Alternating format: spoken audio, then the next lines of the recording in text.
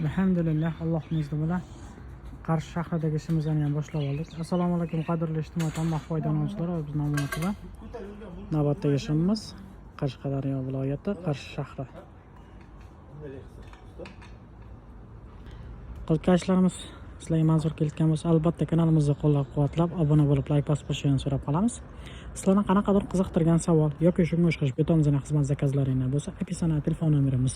Inshaalloh zinapoyamizni qisqacha video obzor qilib, razmerlar bilan tanishtirib o'tamiz. Joyimizning общий balandligi 430 sm, 30 ta stupenkamiz bor bu yerda. 30 ta stupenkamiz bor. Xo'p, stupenkamizning balandligi 14,5 sm dan tushgan bu yerda.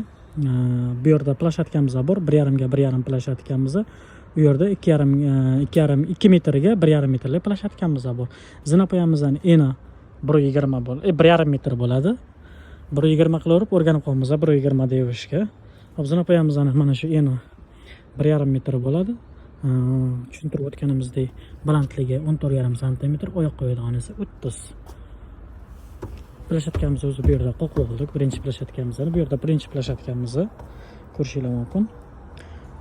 Bu yerda yana hozir 14 ta stupenkamiz borda, 15 ta stupenkamiz va u yoqda eshikda tagida plashatka. Bu yoqda ham ikkita arkamiz, ustamiz Abdumajid.